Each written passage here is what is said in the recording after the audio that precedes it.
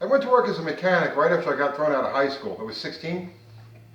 And I tell you, it was the best job ever. You know, I loved working on cars. I was always a Chrysler guy, but I worked on everything, and I was happy there.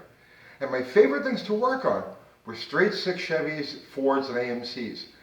There was just so much room around everything.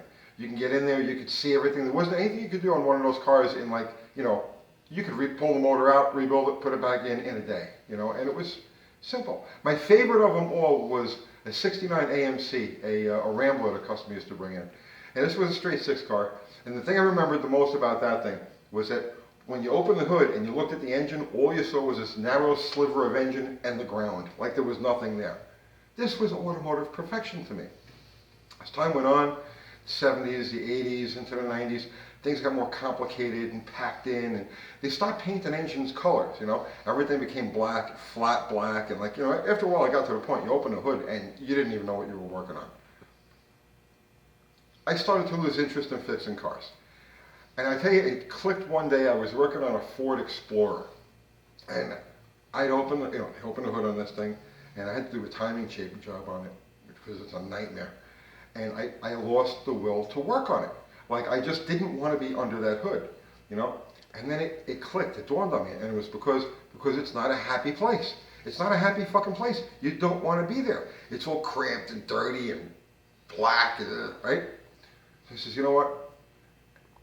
I'm going to make sure that nothing that's in my life ever has this effect on me. You know, if I'm going to put it together myself, it's going to be a happy place to be. So that's what I do. This Road Runner is a good example. There are methods behind all of my madnesses. One of the things I like to do on a limited use car, meaning that it's not going to be driven in the rain, it's not going to be used as a grocery getter, it's not going off-road, is I like to paint everything under the hood and under the car gloss white. I use a brush on Rust-Oleum for this. It makes it easy cleanup, easy touch-up. And I do this for three reasons. The first is that anything leaks anywhere in the car, you could spot it immediately. You catch it before it becomes a problem. In fact, this car, the first time I drove it around the block, I spotted an axle seal leak because it striped the inside of the wheel well. If I hadn't have painted it white, I could have driven this thing 100 miles before I spotted it. And the second reason is that it reflects light. If you've got to work on this thing on the side of the road or in the pits, you don't need quite as much light to see what you're doing. You don't have to fumble around in the dark. And the third reason, probably my favorite, is that it has that old school hardcore cool to it. It's like an 1870 pro stock car. You know, those things look more like toys than they did actual cars. And the white just makes all of the details pop on the car. Underhood clutter is my real big pet peeve. I'm fanatical about how things are routed and being able to access one part of the engine while disturbing as few things around it as possible. Like on this engine, I can pop the valve covers off without touching any of the wiring or anything around them. I've got the heater hoses routed off to the side. I've got the main harness routed off to the side, all away from the engine. I'm super anal about plug wires. I make sure that they're all exactly the length that they have to be. They've got separators. At a glance, I could tell which cylinder is which. I don't have to guess. I don't have to figure, oh, this is 1, this is 3. Nope, boom, it's right there. Very important. That's one of the more difficult things to do, especially if you're dealing with a modern car, because you don't have nearly as much space as you do under the hood of one of these things. But the principle is the same. Try to arrange everything under the hood so that it's as clutterless as possible, so that you can get at the important parts, the spark plugs, the fuel lines, whatever it is that you have to get to on your particular car. Get everything else out of the way so that it's right there, it's in your face.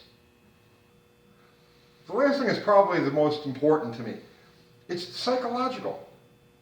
Under your hood should be a happy place. I know everything's all murdered out these days. There's nothing fucking happy about murder, right? Bright colors. Paint the engine red, orange, yellow, whatever. Something that isn't so doom-like, you know? You want to be under there. You're going to spend your time under there. You should be happy. I like to put little bits of chrome here and there. You know, if for no other reason, it's just so it's like jewelry. You know, it's that little sparkle, and it makes you feel good about working on the car. If you feel good about working on it, you'll want to work on it. You know, that's the key. You open the hood, and it's just like, blah. It's like, fuck this, I'm going to go watch TV. You open the hood, and it's jewelry, and it's like, I want to be here. It's like a pretty girl. Everybody wants to be around a pretty girl. Everybody wants to see the pretty engine.